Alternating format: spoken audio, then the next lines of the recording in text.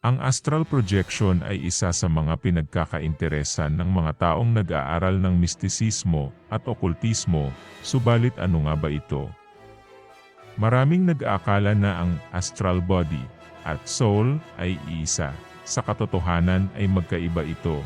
Sa theosophy, ang astral body ay tinatawag ng etheric double, kung saan ito ay parang kadoble ng ating material na katawan subalit nasa mas purong kalagayan. Marami ring nagtuturo ng pamamaraan nito, subalit mismong sila ay hindi nila nagawa o na-experience man lamang.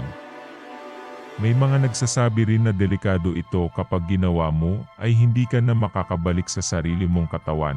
Totoong delikado ito kapag ang magtuturo ay hindi marunong sa dahilang karamihang na isaaklat noon ay mali ang mga pamamaraan. Kapag may nagturo sa inyo na ang projection nyo ay manggagaling sa pusod ay huwag ninyong gawin o subukan sapagkat masasabi kong hindi safe ang method na yan. Ang pamamaraan na ating gagawin ay hindi katulad ng nabanggit ng una.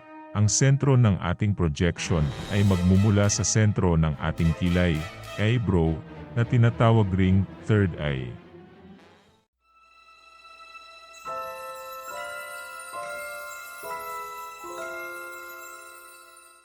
Ito ang part 2 ng ating real video tungkol sa astral projection. Ito na mga dapat gawin at dapat sundin para sa gustong isagawa ito. Mga dapat sundin, una, dapat hindi gutom at hindi rin busog. Ikalawa, nararapat na mag-isa lang, iwasang may makagalaw sa inyo. Ikatlo, uminom muna ng isang basong tubig. Ikaapat, hindi nirerekomenda na gawin ng taong may sakit sa puso o sa pag-iisip. Ikalima, huwag gagawin ng nakainom o nakagamit ng droga. Oras at araw ng astral projection. Nakabubuting gawin ito sa oras ng alas 9 hanggang alas 11 ng gabi, pero lahat ng oras ay pwede. Magandang araw para sa astral travel ang Thursday at Saturday, pero lahat ng araw naman ay pwede. Paghahanda ng sarili. Una, mahiga at mag-relax, maging aware sa iyong breathing, inhale, exhale. Ikalawa, kapag relax na mag-visualize ng silvery white na liwanag na babalot sa inyong katawan na parang shield bilang proteksyon. Sa old traditional magic gumagawa ng literal ng bilog upang doon mahiga. Abangan ang sunod nating real video kung paano isagawa ang astral projection. Paghahanda ng sarili.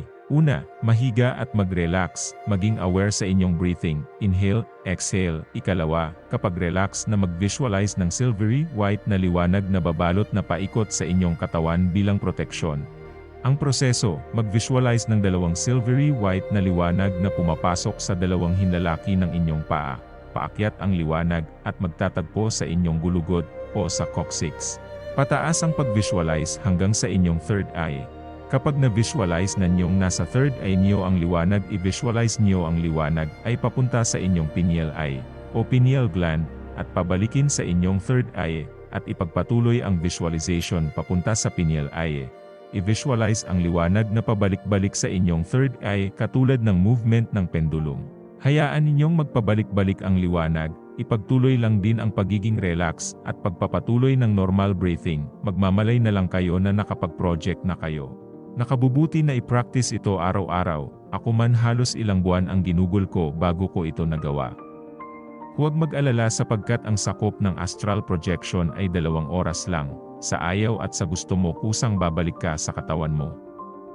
Habang isinasagawa ang proseso, i-withdraw na muna niyo ang inyong isip sa material na mundo, sapagkat mahihirapan kayo kapag kung ano-ano ang ipinapasok niyo sa inyong isipan. The more you relax, the more you project.